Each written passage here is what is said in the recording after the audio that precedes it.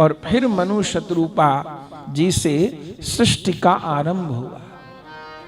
गोस्वामी तुलसीदास जी भी इस भाव को रामचरितमानस में लिखते हैं, स्वयंभू मनु अरु शतरूपा जिनते भय नर सृष्टि अनुपा निप उत्तान पाद सुत जासु ध्रुव हरि भगत भयउ सुत तासु लघु सुत नाम प्रिय व्रत ताही वेद पुराण प्रशंसहि जाही। तो मनु शतरूपा जी का विवाह हुआ और फिर उनके यहाँ 5 संतान का जन्म हुआ, जिनमें 3 कन्या और 2 पुत्र। 2 पुत्र उत्तानपाद और प्रियव्रत और 3 कन्या आकुति, देवहूति और प्रसूति। इनमें उत्तानपाद जी के यहाँ ध्रुव जी का जन्म हुआ, जिन ध्रुव जी ने 5 वर्ष की आयु में भगवान का भजन करके भगवान को प्राप्त किया। प्रियव्रत जी के वंश में ही आघ्निद्र नामक राजा हुए। आगे चल कर के ऋषभ देव जी प्रकट हुए और इन ऋषभ देव जी के यहाँ राज ऋषि भरत जी का जन्म हुआ। जिन राज ऋषि भरत जी ने हिरण के शावक के मुंह में शरीर छोड़ा तो अगले जन्म में हिरण बने और फिर उस शरीर को छोड़ करके जड़ भरत के रूप में जन्म लिया और फिर जड़ भरत के रूप में भजन करके भगवान को प्राप्त किया। तो दोनों पुत्रों की वंश परंपरा को गाया, उत्तानपाद और प्रियव्रत जी, और फिर 3 कन्या, जिनमें बड़ी कन्या है आकुति, जिनका विवाह है रुचि नामक प्रजापति से हुआ और इनके यहाँ यज्ञ भगवान का पुत्र रूप में जन्म हुआ, जिनका दक्षिणा देवी से विवाह हुआ। और फिर इनके दूसरे पुत्र, इनकी दूसरी पुत्री देवहूति जी और तीसरी पुत्री प्रसूति। इन प्रसूति का विवाह दक्ष प्रजापति से हुआ, जिन दक्ष प्रजापति के यहाँ 16 कन्याओं का जन्म हुआ, जिनमें 13 कन्याएं धर्म को ब्याही गईं, 14वीं कन्या स्वाहा अग्निदेव को, 15वीं कन्या स्वधा पितरों को और 16वीं कन्या सती शंकर जी को ब्याही गई।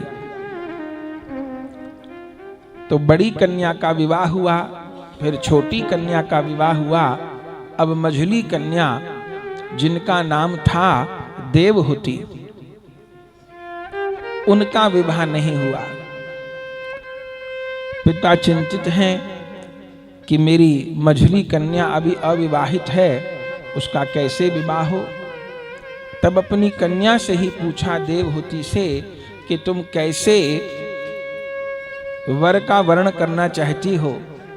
उस समय देवहूति जी ने अपने पिता को कहा, पिताजी मैं किसी सामान्य वर का वर्ण नहीं करना चाहती, तो कैसा वर चाहिए? मुझे कोई संत वर रूप में चाहिए, जो कि भजन कर रहे हो, भजनानंदी हो, संत हो और गृहस्थ होना चाहते हो। तो मुझे कोई धनवान नहीं चाहिए, रूपवान नहीं चाहिए, प्रतिष्ठावान नहीं चाहिए, मुझे भक्तिवान चाहिए, कोई संत पति के रूप में चाहिए। तब ढूंढा मनु जी ने, और मनु जी को कौन मिले? श्री करदम जी महाराज।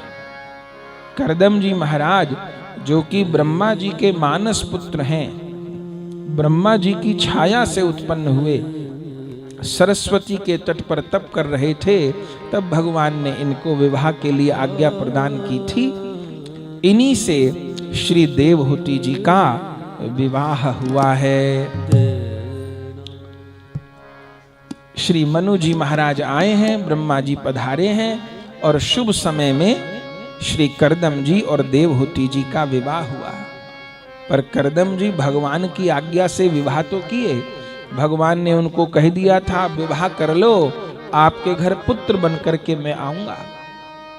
तो उनकी आज्ञा से विवाह तो कर लिया, लेकिन करदम जी जन्मजात बैरागी भजनानंदी विवाह करके आए और जैसे आकर के बैठे हैं तो सहज समाधि उनकी लग गई और ऐसे तपस्या में बैठे कि भागवत जी में वर्णन है, जो 16 बरस की ब्याह के आई थी देवहूति जी, वो वृद्ध हो गई, समाधि न खुली पति देव की। माँ ने ब्याह के दिन जो चोटी गूंथी थी वो चोटी नहीं खुली, जटा बन गई, वृद्ध हो गई, लेकिन सेवा में विराजमान।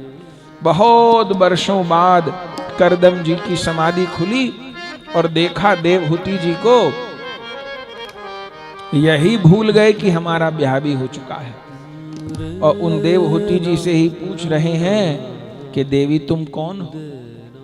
देवहूति जी ने कहा, महाराज मैं मनु जी की कन्या हूं और आपके चरणों की दासी हूं।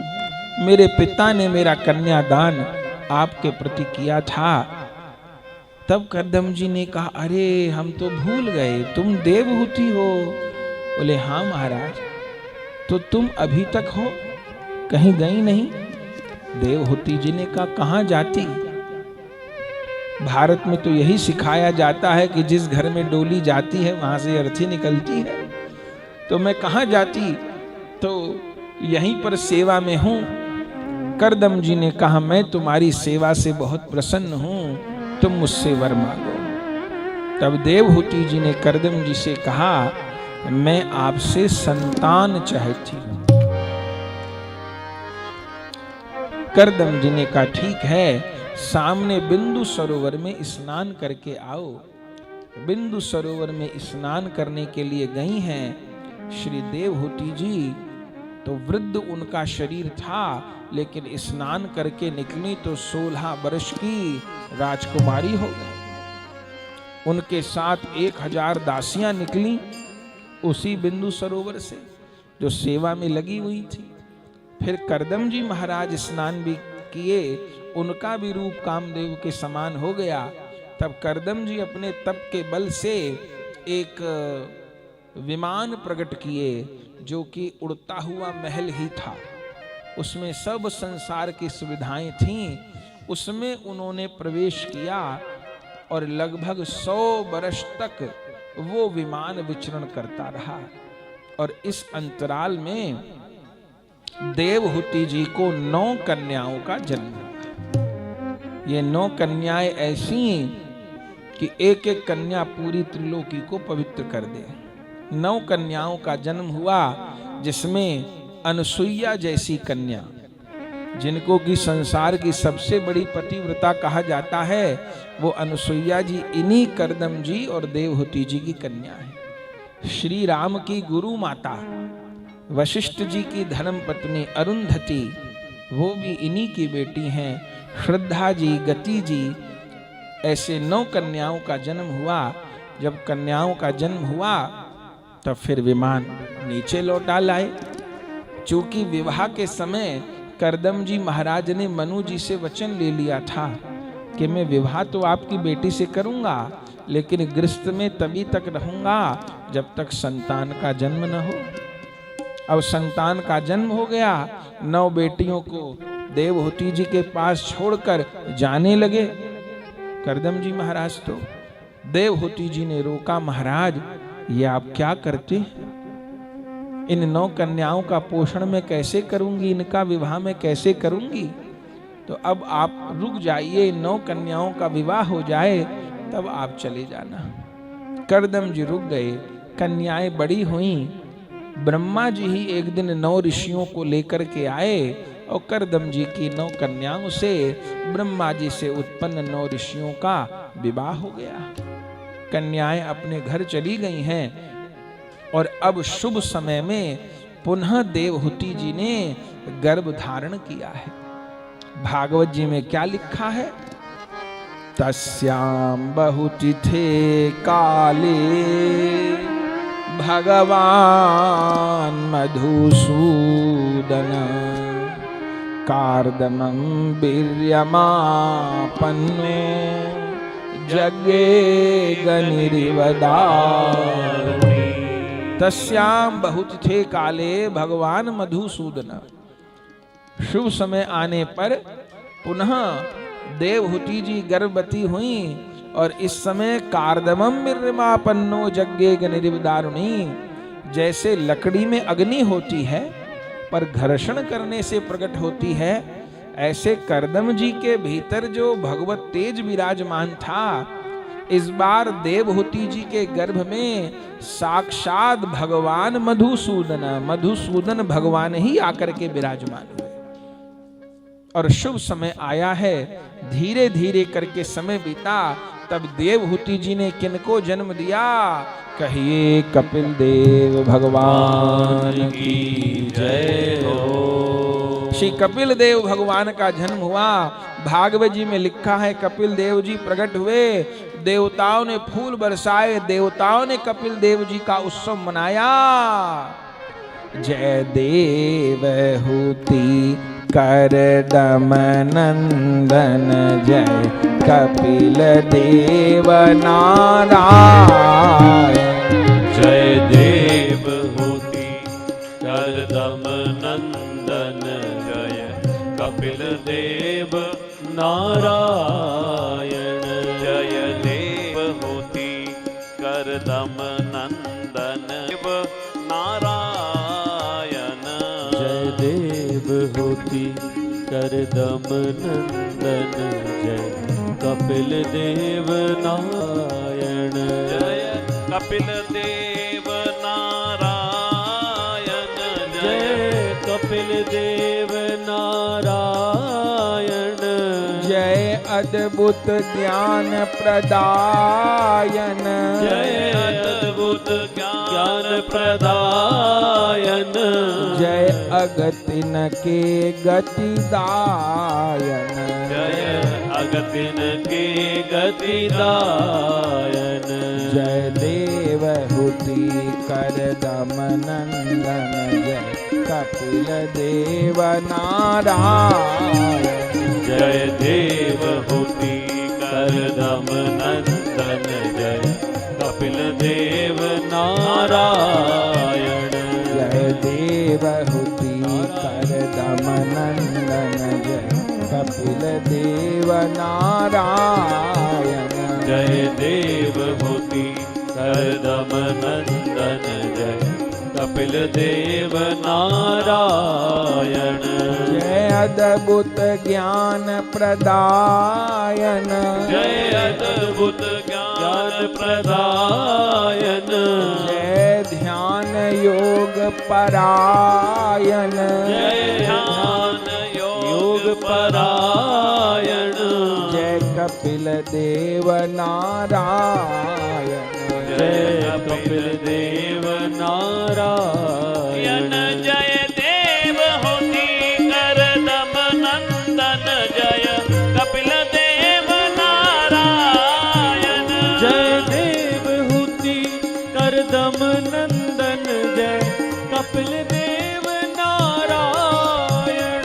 जय देवहूति करदम नंदन, जय कपिल देव नारायण। जय देवहूति करदम नंदन, जय कपिल देव नारायण। जय कपिल देव नारायण। जय कपिल देव नारायण। अगतिन के गतिदायन, जय अगतिन के गतिदायन। तो श्री कपिल भगवान प्रकट हुए, देवताओं ने पुष्प वृष्टि की, उत्सव मनाया। और इधर जब कपिल देव भगवान 5 वर्ष की अवस्था को प्राप्त हुए, एक दिन फिर करदम जी महाराज ने अपनी माला झोली, आसन उठाया, चलने लगे। देवहूति जी फिर रोने लगे।